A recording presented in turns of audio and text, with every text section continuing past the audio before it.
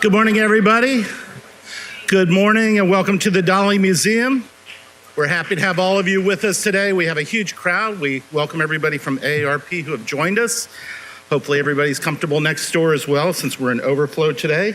My name's Peter Tush and we're here for Coffee with a Curator, which is a program that we do on the first Wednesday of every month. I'd like to tell you a little bit about my colleague who's going to be our speaker today. Kimberly Macuare is my colleague, and she is the leader in Innovation Labs. She's the administrator and the education manager of that project and program. She's been here for over a year, and she designs all of the programs that we do in Innovation Labs. She leads individuals and organizations to build innovation capacities and also employs learning creative problem-solving skills as the end result of those programs. Prior to that, before she came to the museum, she managed the Institute for Advanced Discovery and Innovation at USF, and she served as the Associate Editor for Technology and Innovation, their online magazine.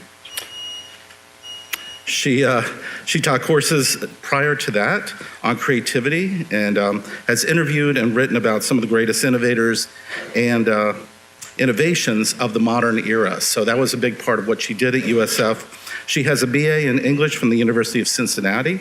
She has an MA in English from the Ohio State University and a PhD in English from the Ohio State University, specializing in both medieval literature and economics. So she brings a lot to the table, which is why I asked her when we had this Magritte and Dali show, if she could talk about the different understandings of language that both of them pursue, the idea of semiotics and psychoanalysis, of which Magritte has some interesting thoughts about psychoanalysis. So with that, I step aside. Please join me in welcoming Kim Macuare.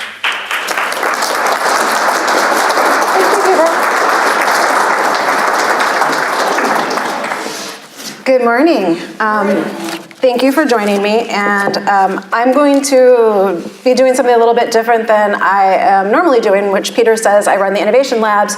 So a lot of times, and this is not an exaggeration, I'm having people get up out of their chairs and run around the room and move in interesting ways. We're not going to be doing that. I know, it's a disappointment. But what we are going to be doing is we are going to be returning to what's really kind of some of my academic roots. As an English major, I thought a lot about language and meaning making.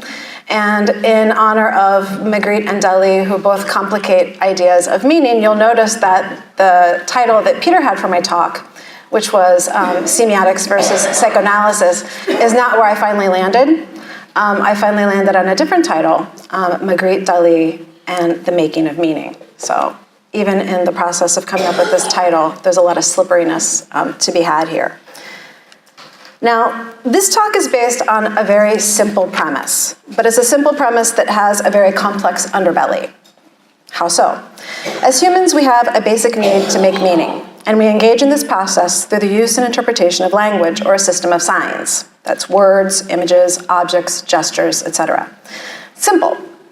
However, like the many linguists, philosophers, writers, and artists who've considered the question of language, both Magritte and Dali understood that our system of signs was far more complex than such a simple explanation would allow.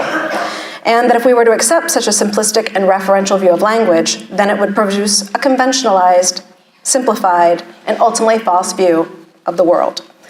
In this talk, then, we will examine how both artists, in some of their most important works, take a self-conscious approach to expose and interrogate the ways we make meaning, ultimately destabilizing our supposed shared views on language, visual representation, and meaning-making, and hopefully pushing us to a more disturbing but more accurate reality of the arbitrariness and instability of any meaning. Does that not say what I'm like, shouldn't that say what I think it says? Well, it should say. But first, let's consider the idea of representation. Stuart Hall is a leading cultural studies scholar, and he supplies an excellent and concise definition of what representation is. And he says it's the process by which meaning is produced and exchanged between members of a culture through the use of language, signs, and images, which stand for things. There it is. It's on delay. Now, let's try an exercise. Okay? This is going to be a little bit of my eye labs coming in here. This is something that Hall suggests that we give a try. So what I would like for you to do is I'd like for you to just take a look around you. Go ahead, take a look around you and locate any random object. Okay? Now, you will notice that you immediately recognize what it is. But how do you know what the object is? What does recognize mean? Now I want you to try to make yourself conscious of what you're doing, to observe what's going on as you're doing it.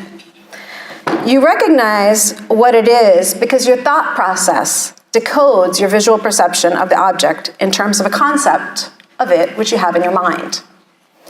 This must be so because if you look away from the object, you can still think about it by conjuring it up, as we say, in your mind's eye. Now, go on, try to follow the process as it happens. There's the object. I'm looking at yours. And there's the concept in your head, which tells you what it is, what your visual image of it means. Now, tell me what it is. Go ahead, say out loud what you were looking at. Okay. Now the concept of the object has passed through your mental representation of it to me via the word for it, which you've just used. The word stands for or represents the concept and can be used to reference or designate either a real object in the world or indeed even some imaginary object, like unicorns flying around Saturn, which no one has ever actually seen, except if you had a very interesting university experience. No comment. Now, there are two systems at work that allow us to engage in this activity that we just practiced. And let's just take a brief look at them. System one, objects, people, and events are correlated with a set of concepts or mental representations, material things we can see as well as abstract things. And by system, I mean here that things are organized, clustered, and classified to form complex relationships among concepts. System two, this system of signs that allows us to correlate our concept and ideas with written words, spoken sounds, visual images, gestures, and other signs. We often think of words, but we're going to be looking at art today, so we want to think about visual images. We also want to think about gestures. We all know what this means. Sometimes things don't mean what they should mean anymore. My daughter came home last night. She's reading Romeo and Juliet, and she's like, what does it mean to bite your thumb at someone? Yeah, some gestures have lost their meaning over time. These signs are organized into languages, and the existence of common languages allows us to communicate with each other. Sounds good, right? Now, I'd like to take a look at those systems at work in the following cartoon. I like to bring a little funny for you. We understand this cartoon and hopefully laugh, thank you. We can do this because we understand the systems that I just mentioned that are underlying it. So let's just examine it now. System one. On a basic level, we understand that these ladders are not the same. They are of different types because we're accustomed to think of these devices as being categorized in a certain way, by size, function, etc. We also understand a relation between age and size, indicating one type of connection between these two objects. At a deeper level, we also understand a system of kinship and conventional ways of thinking about parents and step-parents. That's system one. System two. In English, we understand the utterance, "You're not my real father," as suggesting, among the following, I won't say it's an exhaustive list. The "your" is directed to the listener of the utterance in the cartoon image. The "not" implies a negative. The "my" relates to the speaker of the utterance. The "real" denotes a lack of authenticity in English and calls forth the actual or formal existence of the real thing as compared to this one. And the word "father" indicates the paternal unit in a family. Put together, we get the gist of that sentence. This is reinforced by the caption, which reads, "step ladder," which we know literally refers to the type of ladder serving as the listener in this cartoon, the not real father, and the second meaning of stepladder that relates to our naming conventions for parents obtained by marriage as opposed to blood. Okay. I bet you never knew how linguistics sucks the fun out of a cartoon, did you? So, to recap, at the heart of the meaning process and culture, then, are two related systems of representation. The first enables us to give meaning to the world by constructing a set of correspondences or a chain of equivalences between things, people, objects, events, abstract ideas, etc., and our system of concepts, our conceptual maps. The second depends on constructing a set of correspondences between our conceptual map and a set of signs, arranged or organized into various languages, which stand for or represent those concepts. The relation between things, concepts, and signs lies at the heart of the production of meaning in language, and this process links those three elements together in what we call representation. Now, I'm not going to let it be that easy. There are two complicating factors that we're going to consider with this. Already, not as easy as it seems on the surface concept. As you can see from the cartoon, it seems like a simple cartoon, but when you start digging in, there's a lot more to find. And one has to do with our shared conceptual map, and the other with our ideas about language.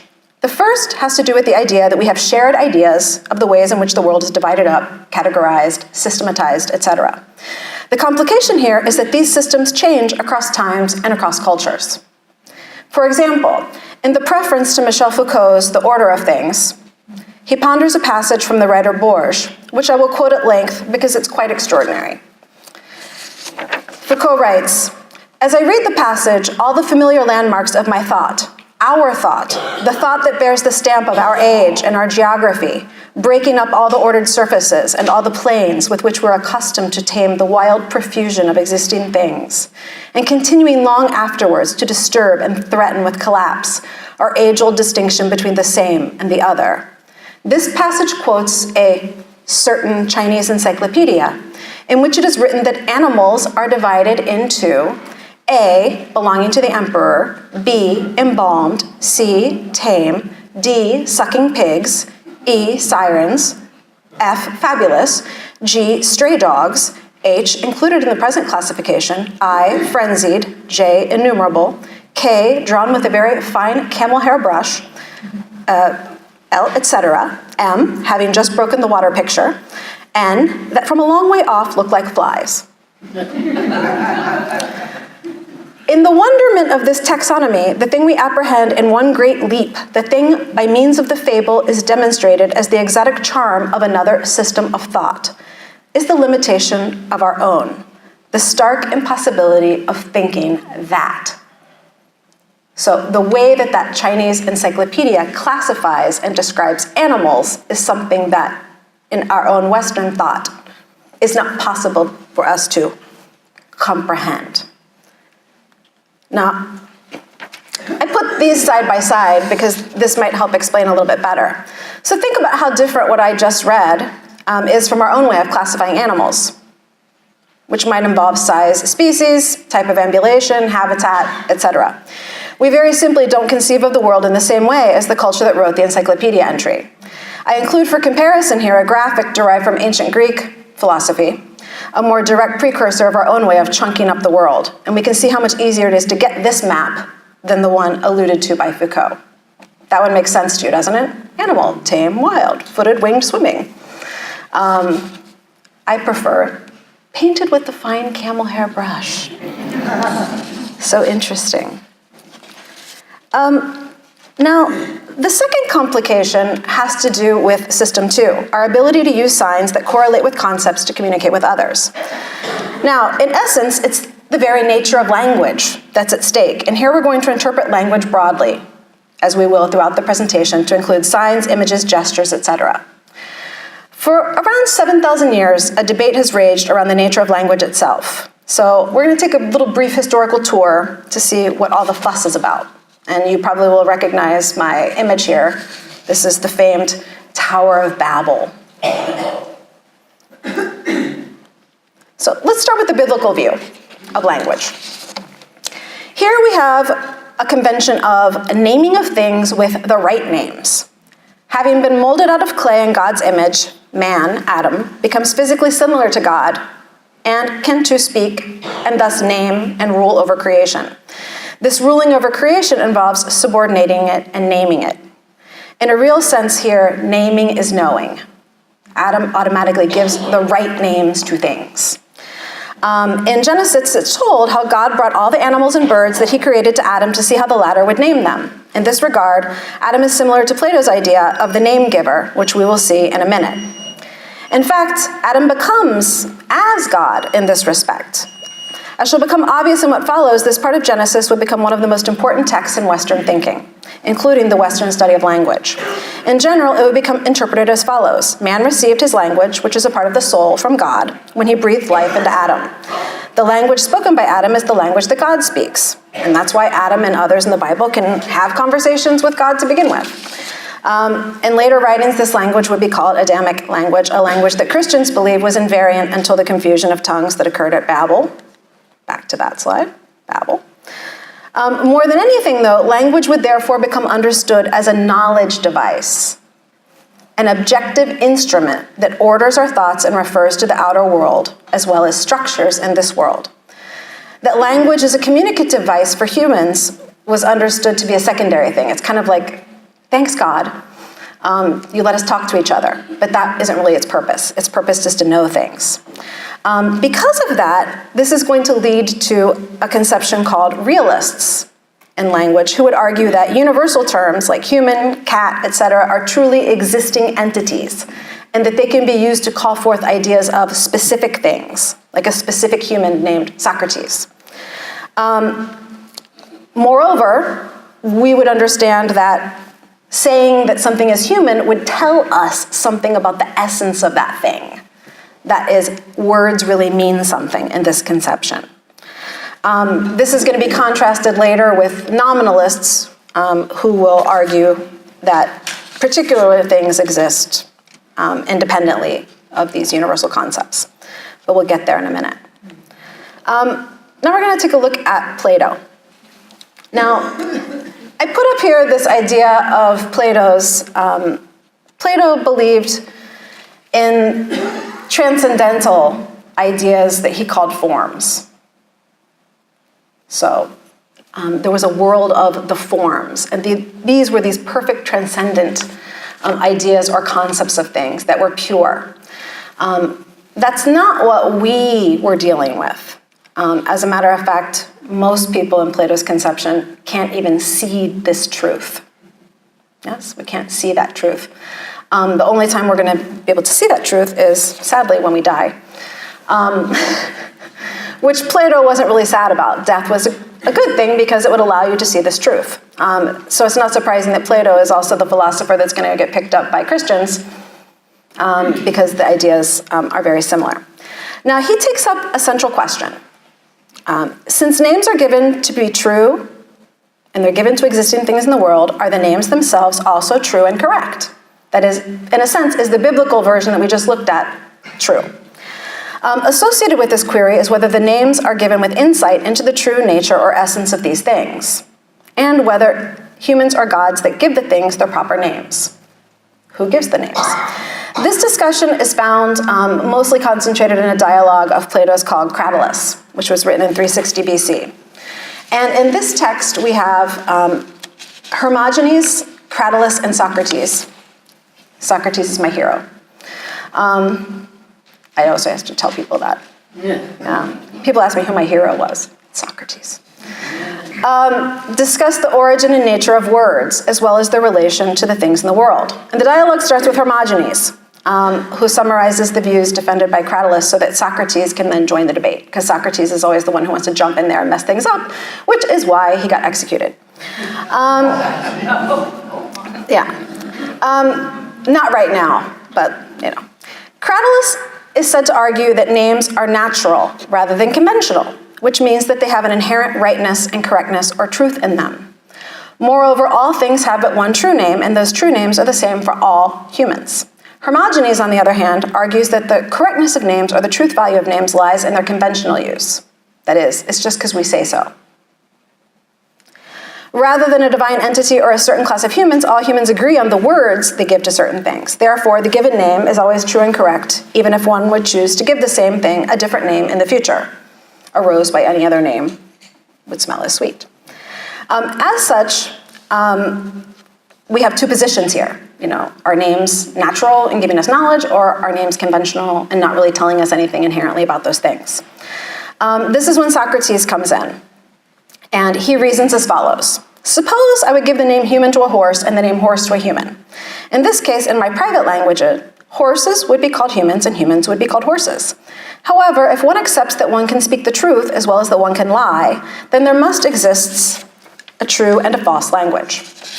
The true language says it like it is, that horses, that the name, are horses, the thing, and speaks of the things as they are. The false language, on the contrary, does not say things like they are, but argues that a human, the name, is a horse, the thing. Agreeing with this line of reasoning, according to Socrates, equals agreeing that with language one can say what is the case, the truth, as well as what is not the case, a lie. If a language is true, so are the names that make up the language. Therefore, a thing can only have one true name. All the other names that are used to talk about the same thing are false then. Now, this seems to be complicated. This seems to be complicated, but it really boils down to something really simple. Socrates wonders, as Hermogenes and Cratylus do, what's the truth? Do words tell us something about, what Plato calls the form, or what I call the whatness of something? So for Plato, and Socrates is entertaining this idea, does saying the word horse tell us something about the whatness of what a horse is? Or does saying horse just tell us that we've all agreed that the word horse means this thing? Do we get insider knowledge? He also entertains the idea that there is somebody called a name giver, and that is somebody who could know the right names for things. Now, obviously, not just any man can name things by their right names. Only trained humans, shock especially philosophers, and gods can name things correctly. They can name things by their correct names because they are able to connect with this world of the forms that we've been talking about. When the name given to a certain thing is the true name, then it gives knowledge. When it's not, it doesn't. What Socrates ends up entertaining by the end of this is that, yes, names, when they're correct, can give us true knowledge. Names, when they're not, are simply opinions of men. As with most of Plato's dialogues, and with all of the things that Socrates says, there's never any decisive moment when you're like, Eureka, this is it. No. He ends by thinking, yes, that's true, but maybe language isn't the vehicle that does this for us. Maybe we're limited. Yes, there is a true name for things, because Plato, and via Socrates, believes strongly in this, that there are names that tell us the whatness of something, that give us knowledge. But maybe the tools that we're operating with are not the ones that do that. Now,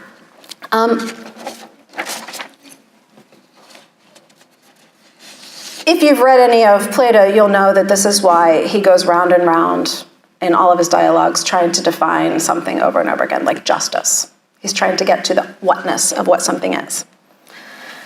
Then we move on to Aristotle. Now, Aristotle, of course, is Plato's pupil. He also disagrees with Aristotle, not surprising. The student always disagrees with the teacher, or they should. In his On Interpretation, Aristotle writes that the alphabet consists of written symbols, of spoken sounds, and while the spoken sounds are symbols of the affections of the soul, they do not correspond to the affections. Rather, they symbolize them. That's an important distinction. Both the written as well as the spoken symbols can differ in mankind, but the affections of the soul are the same. The idea that the affections of the soul are similar to all humans is essential to empiricist ideas, and Aristotle was above all a scientist. That doctrine says that all men are equipped with the same sense apparatus, and when they're put in the same environment and stimulated by the same things, they'll feel the same sensations. Taken on their own, these sensations are neither true nor false, they just are. Subsequently, these sensations and mental images are labeled verbally, according to Aristotle, by convention, which is why he says symbolic. A name is a spoken sound by significant convention, doesn't mean anything, it doesn't give us knowledge. So he's trying to kind of offer a compromise view to what Plato's saying. So the relationship between the written and spoken words is conventional, as is the relationship between the spoken words and the mental states they evoke. But the relationship between the mental state and its external object is natural, and the same for all human beings. According to this conception, words are simply vehicles for ideas which have an independent, self-sustaining existence. Or to use another metaphor, although words, according to Aristotle, may be the midwives of ideas, their true parents are experience and reason.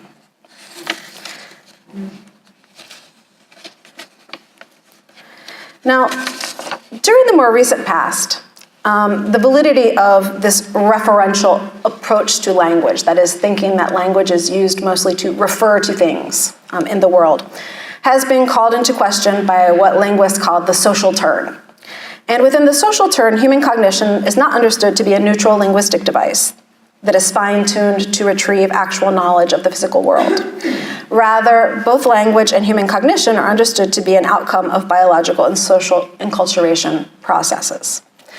Ideas on the arbitrariness of the sign, of course, as we've seen, can be traced back as early as the 5th century BC, especially in the works of Aristotle.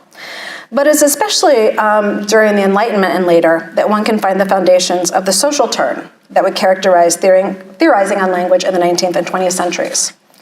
So I want to think about some of these positions and think about how they're looking at language differently.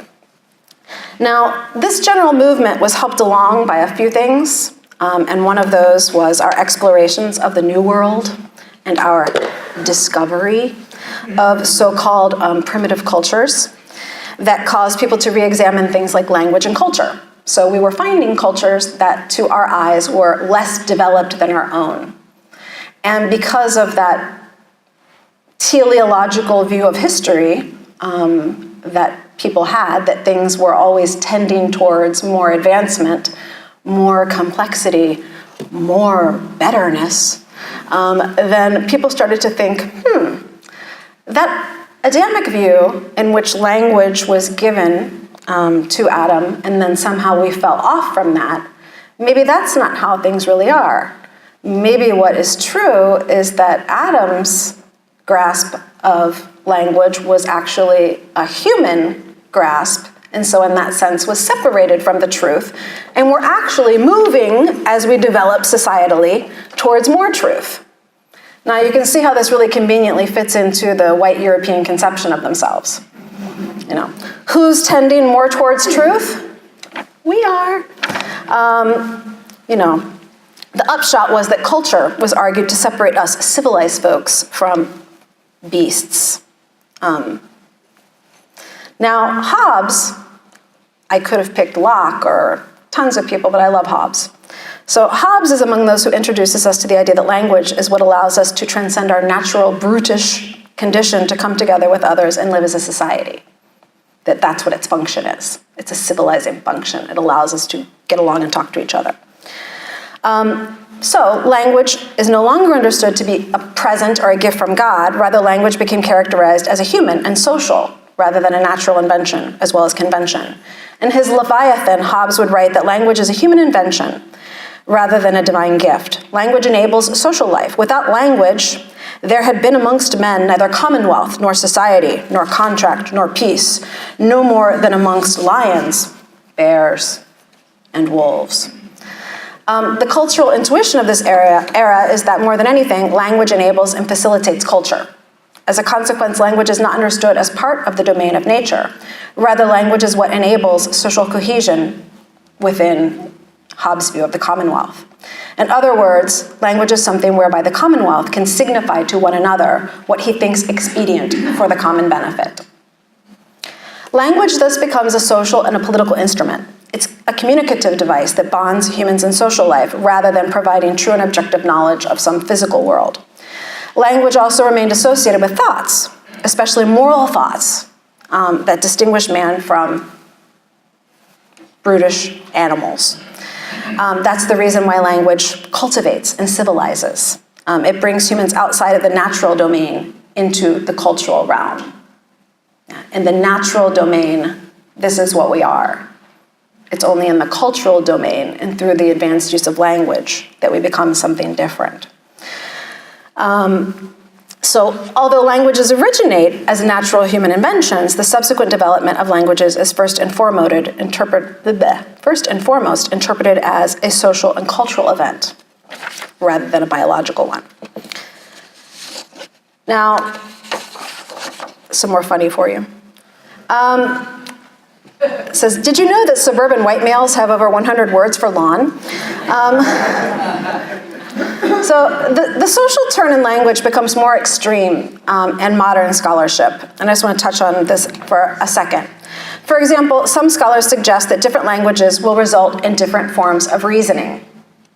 So that's like this little cartoon is alluded to. Eventually, this idea allows for the assumption that language actually creates the world in some way. For example, Sapir, together with one of his students, Benjamin Whorf, would argue that language is influenced by culture and vice versa, culture by language, in such a manner that language determines an individual's and a society's thinking, which is where this cartoon gets its charge. On the next slide, this is the famous 100 terms for snow and ice in Inuit language. That relates back to, yes, blowing is snowstorming, falling is falling, light blank is falling, first layer of in snow, deep soft, packed, to make water, light soft, sugar, waterlog mushy, and that's why that cartoon's hilarious. So both cognition and language are therefore immediately social. Moreover, the distinction between a universal biological faculty of language on the one hand, and on the other hand, the existence of particular languages that are interpreted as social institution would remain a recurrent theme in linguistics, and this is still going on. From Saussure to Chomsky to the present. Eventually, the social turn also enters the philosophical realm, and there's a whole branch of philosophy, the philosophy of language. Now, I'm learning now that this thing is, for whatever reason, wanting to time me out. Like I have to press it 3 times. So, one implication of this argument about cultural codes is that if meaning is the result not of something fixed out there in nature, but of our social, cultural, and linguistic conventions, then meaning can never actually be fixed. As the relationship between the sign and its referent becomes less clear-cut, the meaning begins to slip and slide away from us into uncertainty. Meaning is no longer transparently passing from one person to the other. This is where we're going to investigate today, where the meaning begins to slip and slide out of certainty into uncertainty. If we put it in a more simplistic way, we've just kind of outlined 2 basic theories of representation. One's reflective, that is, it reflects a meaning that already exists out there, and the second's constructionist, and that is meaning is actually constructed in and through language. It's just a simple way to think about it. Now, this brings us to the crux of what I want to talk about today, and that is, is it language, written, spoken, visual, that transmit knowledge, or is language a communicative device in human social life, but one that doesn't offer any privileged access to reality or knowledge, and in fact, one that may limit what we are able to understand and see because it's actually constructed in reality for us without our knowing it. I think both Dali and Magritte are interested in exploring this divide. Now, context. Thinking about art, just for a minute. I know we've been talking a lot about language, and I'm trying to get us to think language is more than just words. Language is visuals, language is this, language is that. It's lots of different things. But let's specifically talk about art. Art is turning from a realistic mimetic function to one that purported to focus on impressions and the revelation of some inner mystery, truth, or condition at the time that Magritte and Dali take up their brushes. Now, rationalists, philosophies, ideas, and art had dominated pre-war society, and those rationalist philosophies looked a little bit ridiculous in the aftermath of such a war. You know, what was sensible about that? What good came from these so-called, you know, traditional sensible ways of viewing the world? So people very rightly started to wonder, you know, are there better ways to live? Are there different ways to live? Are there different ways to do things? Enter surrealism. Since reality as they knew it and experienced it was not functional, they turned to an alternate reality. You know, one of the unconscious, one of dreams, to create one that was beyond real or surreal. Everything was up for grabs to be disrupted. Church, government, parental authority, all of these things. The irrational, which the surrealists found expression of in the unconscious, was to be mined for thoughts that would have been ignored or repressed previously, but were now to be given free rein. So on the art side, we're moving away from art as a reflection to art as trying to get at something deeper, and on the social side, we have the rejection of logic, tradition, and norms. And this is where I want to turn to Dali. So basically, I want to think about these two artists kind of within this frame that we've just set up. I'm going to offer more questions than answers, as I think is appropriate with this subject. There is no right answer. So I'd like to start with a quote from Dali.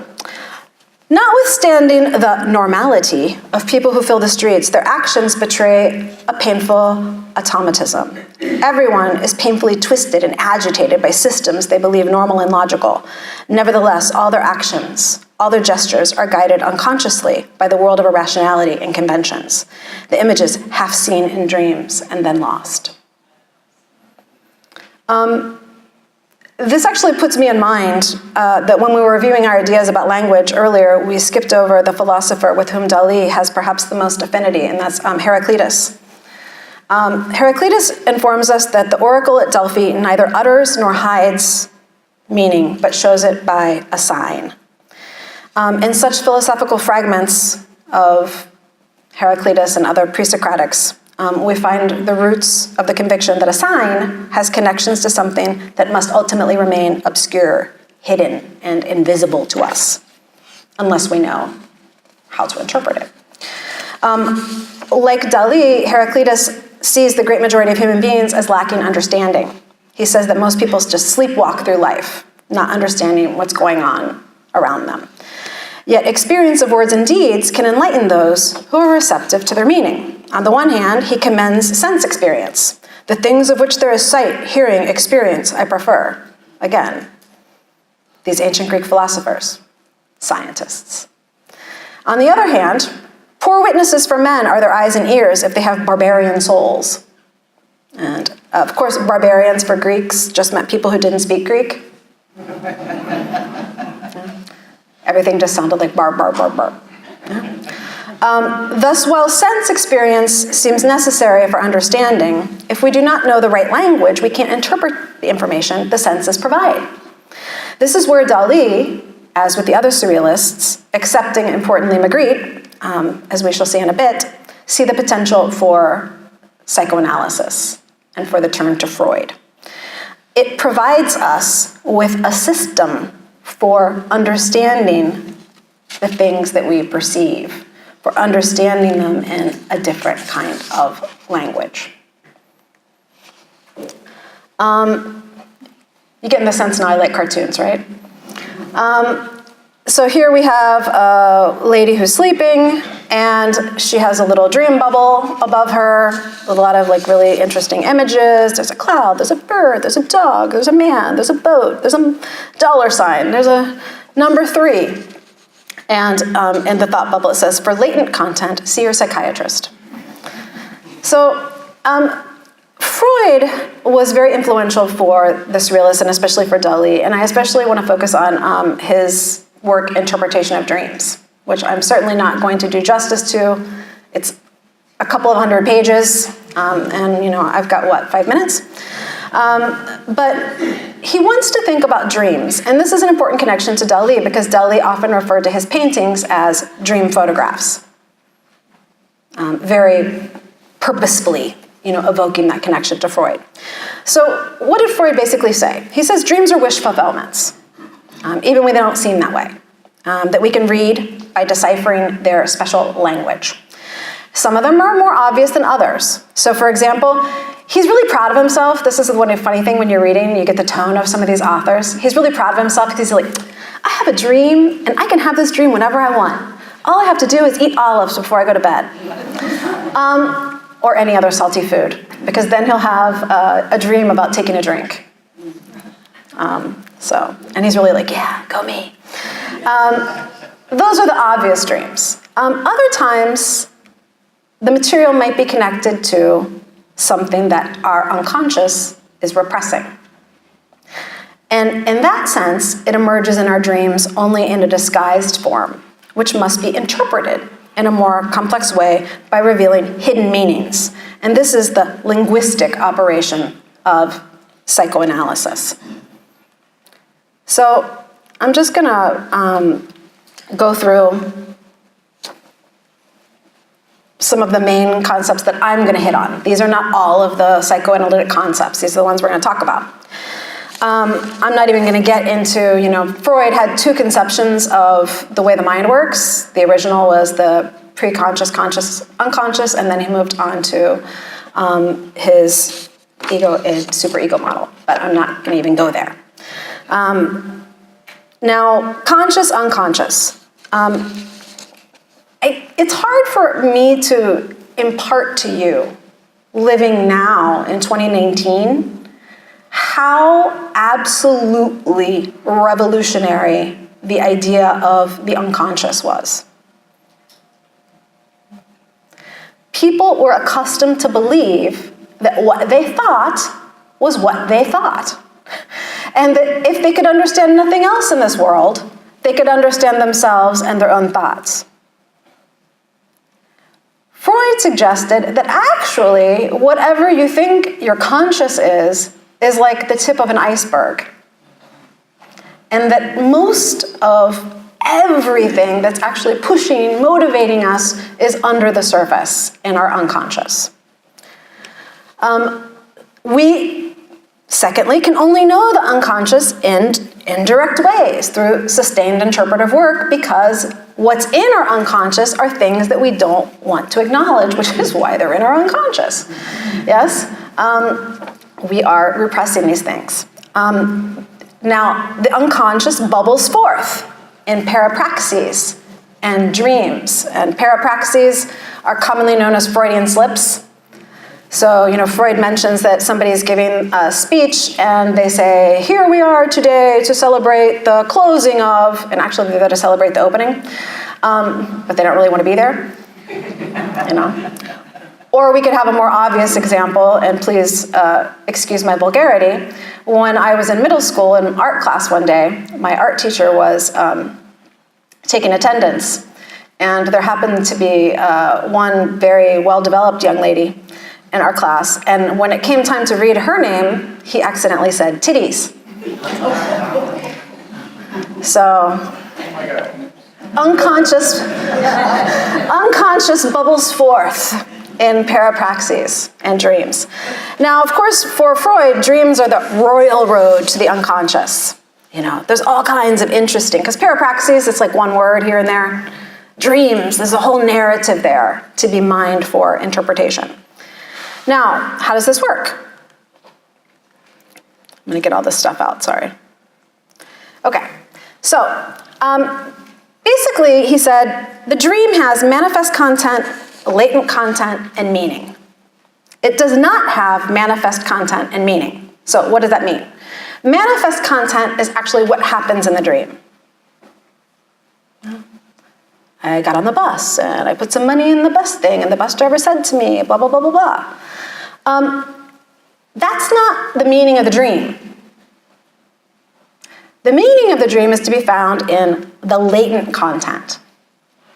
And we can only understand the latent content if we understand how dreams work. So it's worth quoting Freud here. The dream content is, as it were, presented in hieroglyphics, whose symbols must be translated one by one into the language of the dream thoughts. It would, of course, be incorrect to attempt to read these symbols in accordance with their values as pictures, instead of in accordance with their meaning as symbols. For instance, I have before me a picture puzzle, a rebus, a house upon whose roof there's a boat, then a single letter, then a running figure whose head has been omitted, and so on. As a critic, I might be tempted to judge this composition and its elements to be nonsensical. A boat is out of place on the roof of a house. A headless man can't run. The man, too, is larger than the house. And if the whole thing is meant to represent a landscape, the single letters have no right in it, since they do not occur in nature. A correct judgment of the picture puzzle is possible only if I make no such objections to the whole and its parts. And if, on the contrary, I take the trouble to replace each image by a syllable or word, which it may represent by virtue of some allusion or relation. The words thus put together are no longer meaningless, but might constitute the most beautiful and pregnant aphorism. Now, a dream is such a picture puzzle, and our predecessors in the art of dream interpretation have made the mistake of judging the rebus as an artistic composition. As such, of course, it appears nonsensical and worthless. So, dreams are like rebuses. If we read the rebus straight, of course it doesn't make any sense to us. We have to understand the key. And he basically identifies mechanisms that work in our dreams, and I'm going to just talk about two of them, and those are condensation and displacement. And I want to talk about those because those are attached to linguistic cognates, metaphor and metonymy, which are going to show up in our work. So, by condensation, all Freud really means, it's a fancy way to say a lot of material has been condensed into a brief but pregnant version of events. As he says, the dream is meager, petty, paltry, laconic in comparison. He also, again, is very proud of the fact that the dream, when written down, fills half a page. The analysis, which contains the dream thoughts, requires 6, 8, 12 times as much space. So, you write down the dream, it takes up 3 lines. You write down the explanation, you're into the pages. Yeah? Now, the interesting thing about Freud is, this is an interpretive mechanism, but I don't want you to think it's an easy one, because it's not. Freud would tell you that psychoanalytic work takes years to unearth and excavate. Moreover, Freud believes that the amount of compression is always underestimated, as further analysis can always reveal yet another layer of hidden thoughts underneath the one that has already been revealed. So you might think you've gotten to the meaning, but then you haven't really gotten to the meaning. To give you a concrete example of condensation, you might, for example, dream of a composite figure in your dream. That is, a person who is not actually one person, but they're the composite of several different people, kind of like shoved together. And in order to understand what that would mean, to interpret what that metaphor would be, you would have to figure out what's the connection between all of those people and why they've been condensed into one for you. The second mechanism is displacement, and displacement is related to metonymy. And here, rather than concentrating meaning, you're actually shoving meaning off, if you will. That is, in your dream, instead of concentrating on what's really important, you're actually concentrating on something that seems ancillary. And that's why it's called displacement. Yes? And you have to investigate that.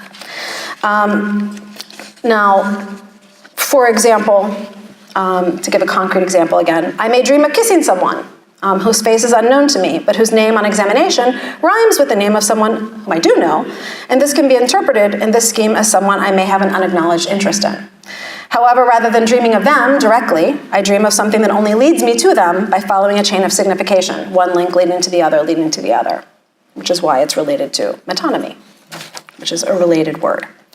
Now, of course, this developed into a whole system of understanding another language, one where common symbols, most of which attached to Freud's psychosexual ways of viewing human development, such as the Oedipal complex, were operative.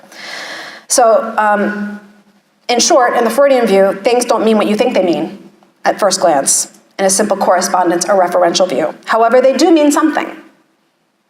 So you still can get knowledge through language when it's properly elucidated under the psychoanalytic microscope. And I just put some common symbols in here for fun, and you'll recognize some of these from having been up in the galleries. House, body, water, birth, stick, umbrella, pole, any pointy thing, a penis, pit, cave, box, pocket, mouth, or any thing with a receptacle, a vagina. Now, Dali found Freud's ideas compelling for several reasons. He thought, artistic painting is kind of lame because, only a certain group of people can understand it. But because Freud is drawing on the unconscious, and he's drawing on a psychosexual development that he assumes that we all share, then here is a way that we can actually appeal to a shared language. And so somebody can come to his work and understand it who doesn't necessarily know anything about art, per se. That's a more direct medium to communicate.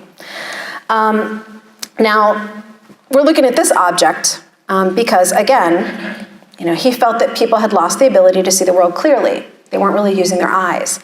They found ordinary things ordinary when they were actually extraordinary. And this is a good example. So let's take, for example, our surrealist object here. This is a fetish object, according to Freud, and it enacts the displacement we just talked about of desire onto an object. Here, the shoe, either as itself the shoe, or more probably functioning metonymically for the foot. The desire, and then the foot is also functioning metonymically for the real desire. Sorry.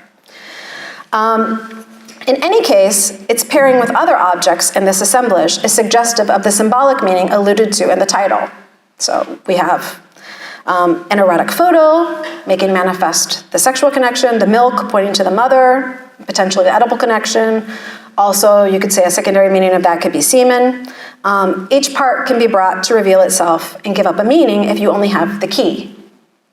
It also suggests the power of images to further the metonymic chain, as images of the shoe, if you look at the bottom, you see they're actually images of a shoe, in addition to the actual shoe, which is already functioning as a displacement for a displacement.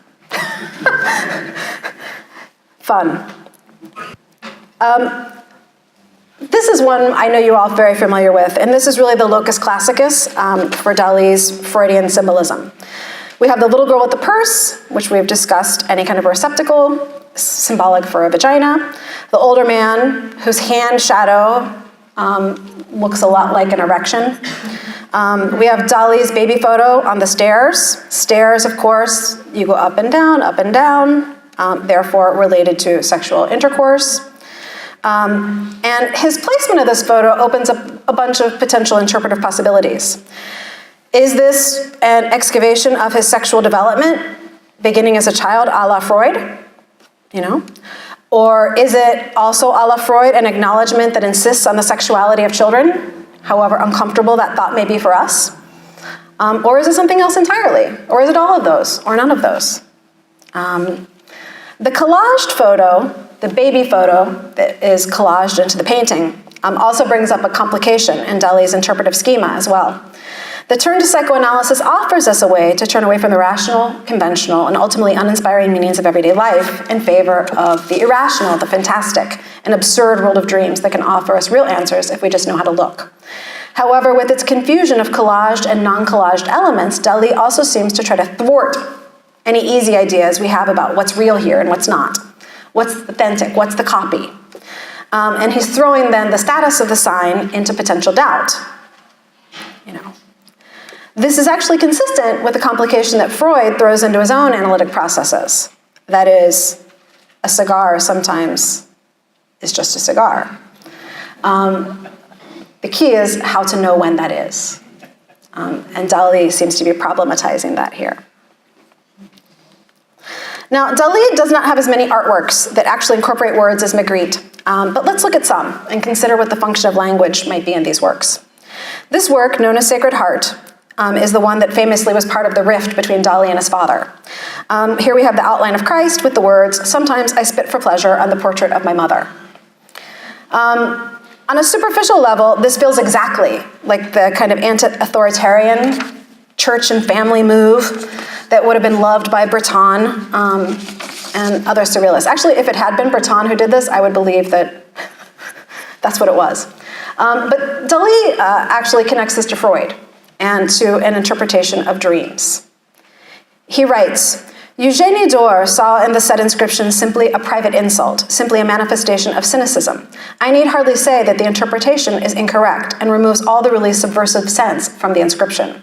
The whole point, on the contrary, centers on the personal moral conflict, very similar to the one we find in dreams, where we assassinate a beloved person, and this is a very common dream.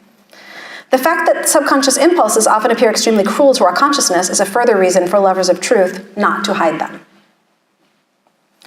Here we can see that while the literal meaning of the words is widely misunderstood by people around him, by his father, because they're using conventional codes to decode his meaning. Dali suggests there is a meaning to be found in his words, but one that can only be captured by tracing the Freudian reasons why.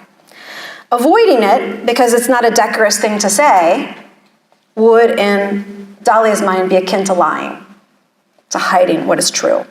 We can only find the truth by searching out the meanings and things that are below, even when they're uncomfortable. So here, language can give us knowledge, but not immediately at the literal level. There are plenty of Freudian symbols here. Keys for phalluses, cavities for vaginas, as well as Dali's own personal symbols related to Freudian ideas, specifically his great masturbator portrait profile. This piece is commonly connected to the Oedipus myth. A lot of people think it's like an Oedipal meditation on his relationship with his father in the wake of his relationship with Gala. To just touch on one potential point of non-linguistic interpretation here, if we look at this figure, the hermaphroditic figure in the bust has been seen as potentially representing the father. It's been potentially seen as representing the union of Gala and Dali. I would suggest, given Freud's comments on condensation, it's also potentially both. And with the key to understanding being found in what those two potential interpretations might share. I'm not sure what that is, but it seems interesting to me. If we look closely at the apertures, we find that there's some writing in here. Here we have some references to William Tell and to a nickname Dali had for Gala, which was Olivet, among some other things written there. We know from other works that Dali reinterprets the William Tell story as an Oedipal myth about the father's desire to persecute the son, and that is connected to Dali's own feelings about his relationship with his father. And then, of course, it's interesting to me, though, that it occurs in conjunction with the naming of his wife, and it makes me think back up to the portrait bust. And if we think that those two things are actually connected, this is another thing that Freud points to in dream interpretation. He says when things start repeating in dreams, that's called overdetermination. And it suggests that there's a there. And in another cavity, we can see that Dali has written repeatedly, my mother, my mother, my mother, which I think has fairly obvious associations. Now, invisible sleeping woman, horse, lion, etc. I wanted to look at this one from Dali because this is a different method. This is his paranoiac critical method. He turned to this because he was not really happy with inactive methods of accessing the unconscious. He wanted to actively seek these things out. And painting in this paranoid critical style was a way. Now, he was drawn to paranoia because the paranoiac has a systematic way of interpreting reality, one which depends on the fact that there's a legitimate correspondence between the real world and what they see, or else they wouldn't be able to say, see, that's what's happening. And you see why they would think that, but you still think they're thinking wrongly. Dali writes, a paranoiac who thinks he's being poisoned, for example, discovers in everything around him, down to the most imperceptible and subtle details, the preparations for his death. Now, in this painting, he was delighted that he could represent each thing without sacrificing distortion of any of them. So we see a woman, a horse, and a lion. We can see the woman, we can see the horse, we can see the lion. And I really want to emphasize, this is not a metamorphosed or composite creature. This is not a woman-horse-lion, or a horse-woman-lion, or a lion-woman-horse. Yes? It is a woman, a horse, and a lion. And, if we're to believe the etc., maybe other things. Each interpretation is potentially true. They don't exclude each other. However, rather than leave us in a total free fall in terms of meaning, Dali holds out the hope for understanding. He writes, in this case, it would be interesting to know what it is the image really represents, which is the truth. And then the question arises as to whether we have of reality or in fact a product of our paranoid faculty. So there's a truth to be had, but what is that truth? We'd have to know and we'd have to examine the paranoiac himself and to see over a series of captures of reality, what's the thing that's connecting those so that we can see why there's a truth. Final note on Dali, I just want to think about titles, and I just want to say, I've chosen some of my favorite titles here. Atmospheric skull, sodomizing a grand piano, average atmospherocephalic bureaucrat and active milking a cranial harp, Dionysus spitting the complete image of Catechus on the tip of the tongue of a 3-story Galdinian woman. I think it's really interesting that such long and descriptive titles make us feel as if we should be having some substantive meaning conveyed, but the effect is actually quite the opposite. They're aggressively literal, and in their literalism, they deny and frustrate meaning rather than reveal it to us. They emphasize to us that wherever meaning is to be found, it's not in the common sense way of interpreting a title as telling us something about the work it names. Now, turning to Magritte. While Magritte embraces, like Dali does, surrealism and this idea of rejecting traditional order and ways of representing reality, he's not at all interested in psychoanalysis. He rejects Freud. He memorably said, "No sensible man believes that psychoanalysis could explain the mystery of the world." Ouch. Huh? He also rejected symbolic interpretations of his own work. He was always instead focused on what he termed mystery, insisting that his works use representation to evoke mystery. He considered himself a realistic painter, but what he would show is that reality reveals an enigma and is not the open book that we believe it is. In his words, I suppose you can call me a surrealist, but one should really say I'm concerned with realism, even though that usually refers to daily life in the streets.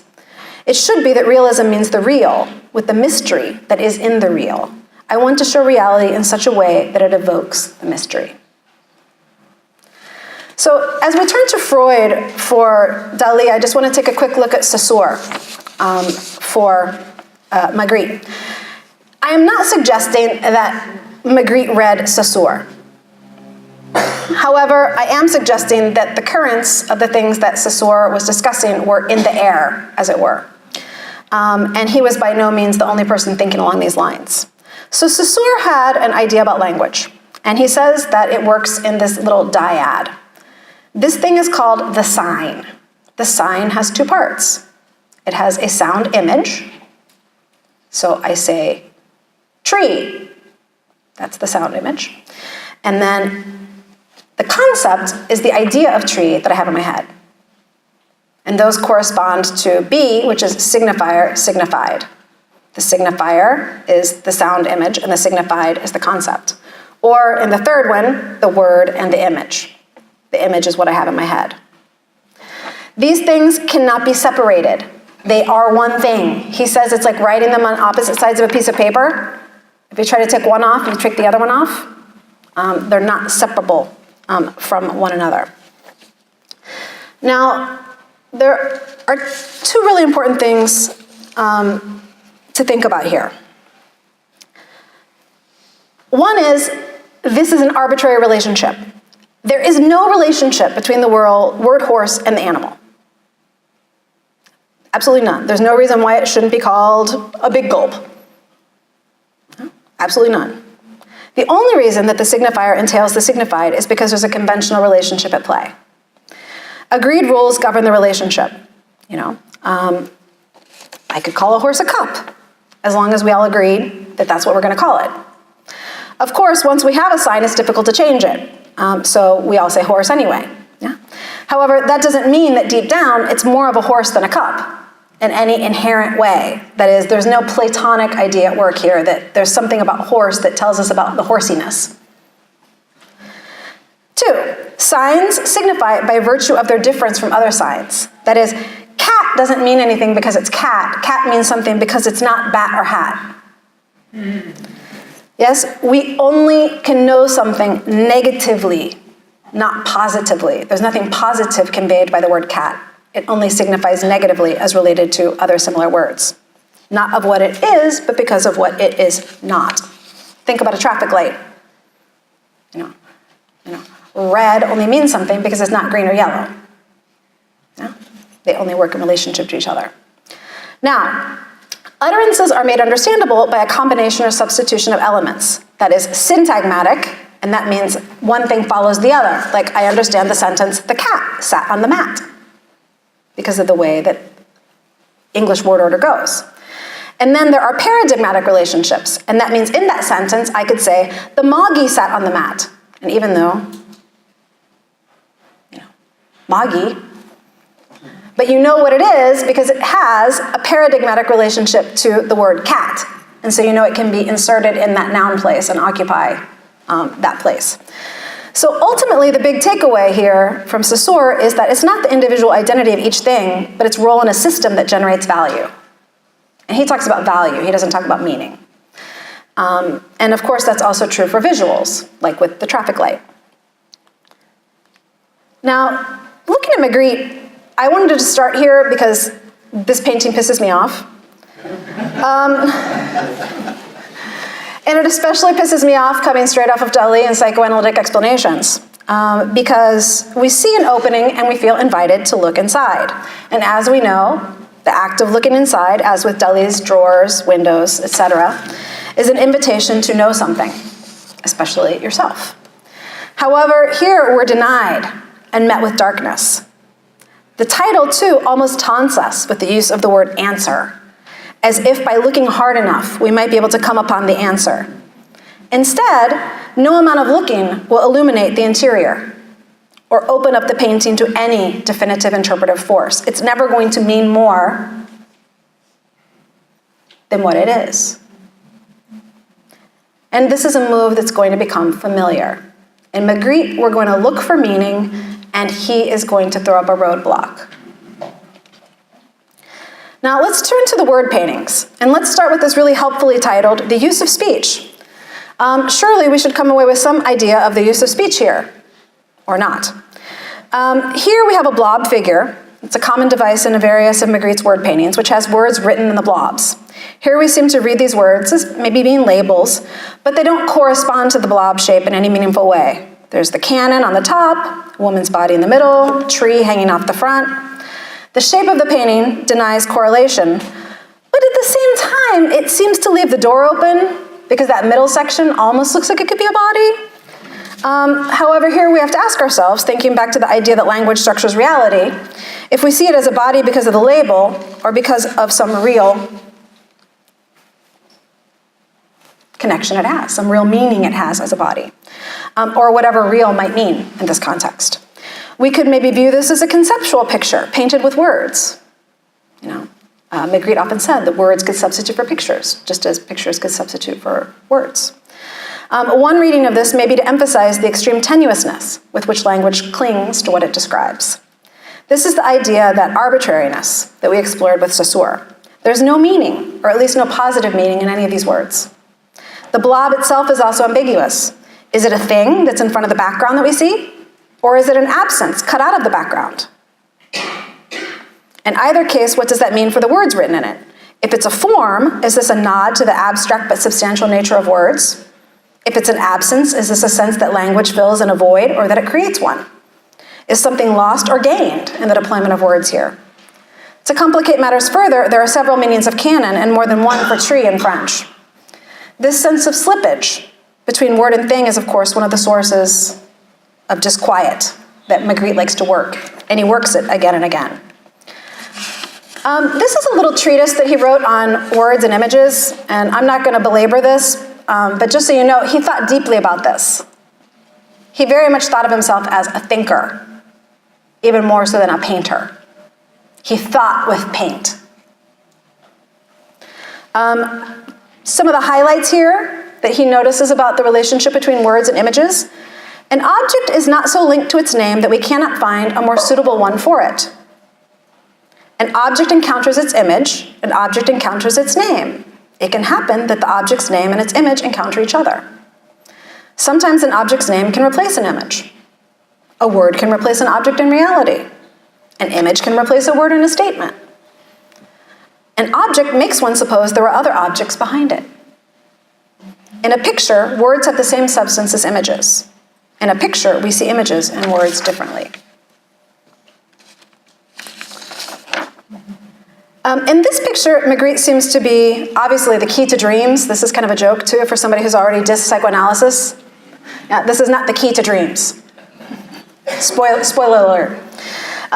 In this picture, he seems to be appealing to one classic way that words and images come together to create stable meaning, the labeled figure, something which he would have intimate knowledge of because of all of his commercial artwork experience. However, he again stymies our attempts to easily understand what's being represented. Here we have, as he always gives us, clearly recognizable objects. He never tries to give you objects that you don't know what they are. But the labels seem on the surface inappropriate or wrong. But you know what? I'm feeling a little bit perverse, and that's not unusual for an English major. In thinking about his thoughts on words and things, I actually look at the pocket knife, which is labeled bird of prey, and my fancy suggests to me that this might actually not be a bad name for it after all. An object is not so linked to its name, as he tells us in Words and Things, that a better one cannot be found for it. Maybe that's a better name for that pocket knife. However, the sponge, which is labeled correctly, thank you, Magritte, trips us up in this explanation and makes us ask the question if the lesson that we think we're drawing from the picture is actually the right lesson that we're supposed to be drawing. Are names sometimes the right ones? Is this hearkening back to the Platonic view, that sometimes names are the right ones when they're the ones given by the name giver or by the gods, and sometimes they're just opinions? Of course, Magritte offers us no answers. Which is right? Are any of those right? Are the pictures being interrogated? Are the words being interrogated? The relationship between them? Both? Neither? We can't know. We have this one upstairs. This is another painting where he uses these familiar, clearly defined images to unsettle us. And I just want to let him speak for a second. I show things that are unknown, and yet they are very familiar things. I look for poetry in the world of familiar objects. There's an interesting way that this painting for me actually suggests poetry. If we think back to Saussure and his idea of paradigmatic relationships, that is, things that can be replaced for one another, we can see that the images in the blocks are supposed to exist in some kind of paradigmatic relationship with each other. They resemble each other in their form. In that sense, the frame size and the frame shape, we might see it as rhyming. Yes? All of these things rhyme. They're all somehow the same. We have an expectation that the things shown should have some qualities in common. Of course, we don't know what those things are. At the same time, though, because the borders suggest a type of segregation, the structure invites us to pause as we're reading and process like each cube one at a time, which also invites us to see each word and image as separate. Again, this is typical with Magritte. We have an unresolvable tension. Is it this one? Is it that one? And one which inhibits our ability to make the meaning that we would like to make out of the presented material. If we believe him when he says that words and images have the same substance in a picture, then this painting breaks down into a really unresolvable puzzle, as there's no primacy for one over the other. We cannot say that the pictures are there and that the labels are wrong, or that the labels are right and that the wrong pictures have been placed there. Ultimately, this proves better than Saussure himself the ways in which meaning is only produced in a system, and component parts have no true independent significance. Famous painting by Magritte. Again, this image presents us the image and word as existing on the same canvas. Here, there's no separation. And it invites us to view it as a labeled figure. In this work, he offers us the image of a pipe and the sentence, "This is not a pipe." There are, no surprise to you by now, a multitude of ways to read this canvas. On a simple level, this presents a simple but profound truth. The image is not a pipe. A pipe is a pipe because it can serve some specific function, that is, to be smoked. That, unless you're Dali, and then you just use it as a prop. This image cannot serve that same function, therefore it is not that thing. Again, we could also read this as not being about the image. As Magritte says, people see words and images differently in a picture. Perhaps the sentence is declaring itself not a pipe. thus underscoring the ability of language to be that thing. Like, language can't be that thing. This is not a pipe, meaning the sentence. In that case, is it unable, while the image is able to be the pipe? Or is the pipe in its iconic but obviously two-dimensional form already, by its existence, saying that in its image form, the same thing, I'm not a pipe? In which case, they're synonymous and not contradictory. So, some things to ponder. Or perhaps there's yet another level of abstraction at work here. Magritte wrote, real things are not the vulgar and easy things of our immediate surroundings. What's genuinely real, there's only a certain time when we get that feeling, and that's what I try to express with my paintings. This made me think back to what we talked about with Plato. And even though I don't believe Magritte is ultimately Platonic, I think it's an area that he's interested in exploring. And I think he's interested in exploring that idea of if something exists that is the thing, that can provide knowledge. And you may have seen another version of this picture where there is an obvious painting on an easel, and above it is floating like a free-floating pipe in the air. And it makes you wonder, is he evoking Plato? Or at least it makes me wonder that. And I couldn't resist. This is a piece of cheese. So, this is not a pipe. This is a piece of cheese. I love Magritte. Of course, I just needed to get your head spinning, and so I thought I'd throw this in. So just as the image of the pipe was completely abstracted from its function, Magritte now offers us an artwork that is materially put in place to function as the object. So it's like doing the same thing in reverse. So we have to run our previous thinking process in reverse. It's difficult on the common sense level to deny that this is a piece of cheese, given our concepts of representation and images as iconically relating to concepts. This is a piece of cheese, and it isn't at the same time. These are not just rhetorical questions. The way representation works in our lives has very real effects and consequences.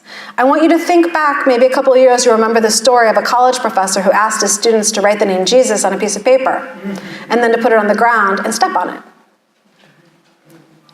Names mean something. Think about an artist like Jasper Johns, who paints American flag. Is it a flag? What makes a flag a flag? What makes a pipe a pipe? What makes a piece of cheese a piece of cheese? Does it matter?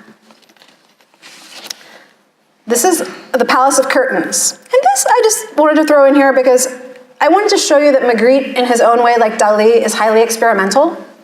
He's trying out different ways that he can arrange words and images together. And here we have, obviously, the blue sky image on the left, the word sky on the right. And we're invited to connect them again because the matching frames, they rhyme, and they suggest a relationship. However, this is problematized.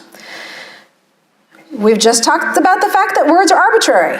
They don't have us any power to help us know what something is. So if it's put in a rhyming relationship with the image, is he suggesting that images also, despite the fact that they operate via resemblance, also are unable to help us know what something is? And here I would say yes. I think that is what he's doing. Magritte was quite familiar with the philosophic tradition, and it's common from Descartes on to deny the physical world and to recognize that all we can ever know is just appearances. Yeah?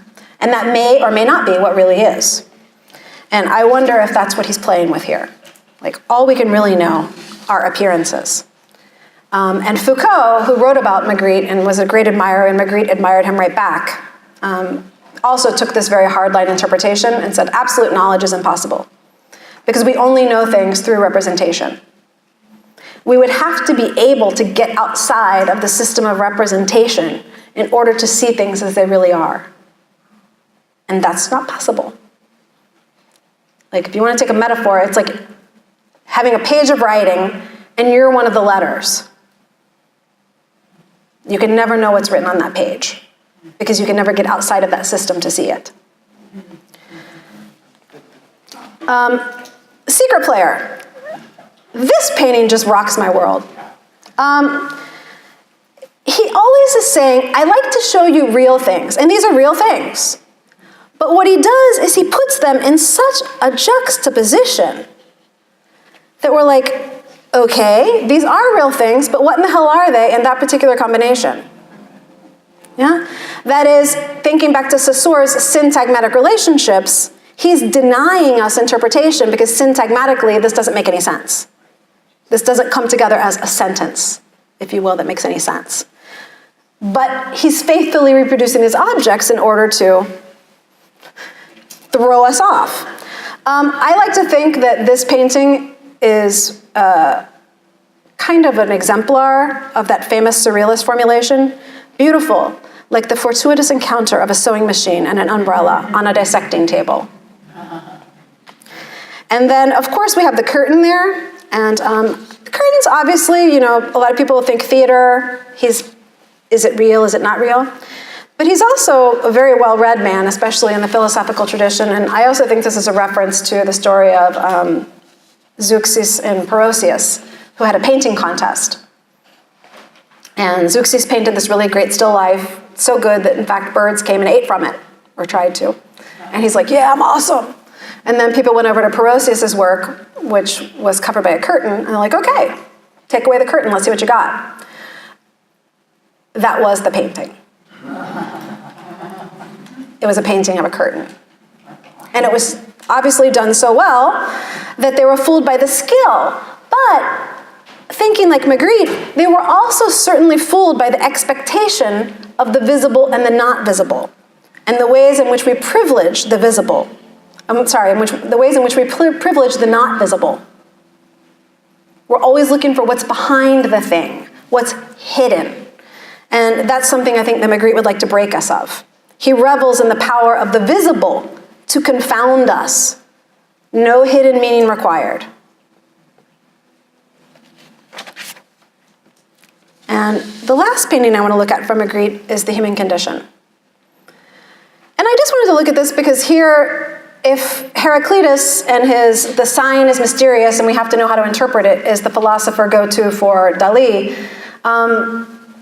as much as Magritte might take issue with some of Plato's ideas about the role of art and its relationship to the world and language, he's fascinated by Plato and often uses caves, fires, and other symbols. So this is referencing Plato's myth of the cave.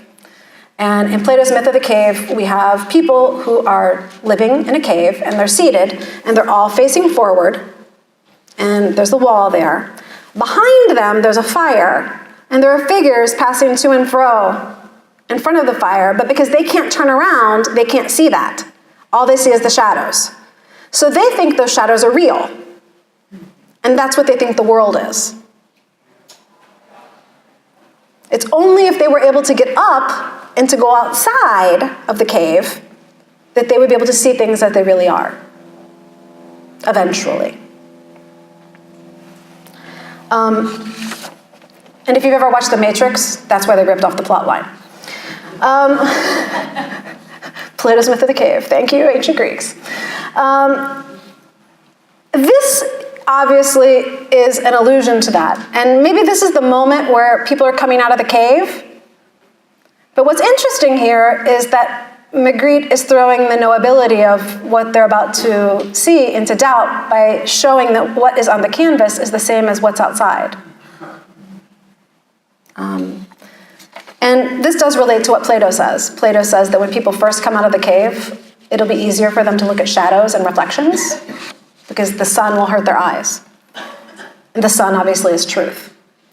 So I don't know what Magritte thinks. Does Magritte think that we are just emerging from the cave, but we still don't see reality in the way that it could be seen?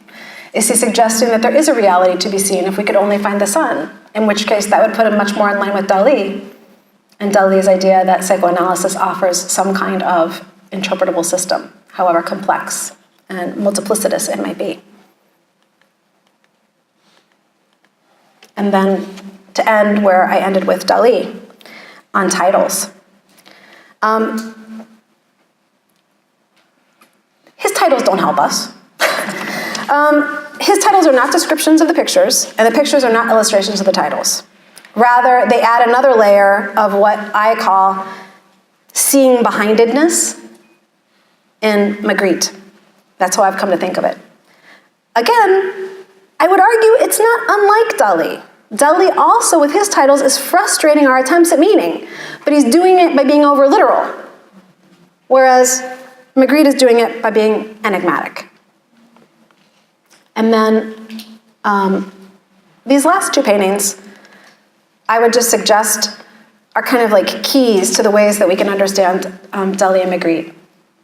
So this is Diurnal Fantasies, and here we see what we've become accustomed to see. We look into something and we know something about it, if we only know how to interpret it. Yes, we see the key. Thank you, phallus. William Tell is in there again, referring to the Oedipal drama and the father. There's a little self-portrait of his great masturbator head, etc. We need to get in there and we need to excavate the layers. However, beware, just as Freud said, every time you excavate a layer, there's another layer beneath it. And beware again, sometimes a cigar is just a cigar. And then the imp of the perverse from Magritte. We look at something and we always want to know what is behind it. Magritte says everything we see hides another thing, and we always want to know what is hidden by what we see. I think of Derrida when I look at this, again, English major. He says there's nothing outside the text. That every decoding of a text is another encoding. And so you never actually get out of it. And I think that this is what Magritte's doing. His reason for art is to evoke mystery, not to reveal it. So we have openings that just reveal another cover. Now, if you take Foucault's dark view, he says, Magritte allows the old space of representation to rule, but only on the surface. No more than a polished stone bearing words and shapes. Beneath, nothing. It is a gravestone. I'm not sure that I take the Foucauldian view. I still have Plato back there, knocking on the door, thinking, is there some meaning to be had? Eventually behind this door, if we only knew what to look for. Thank you.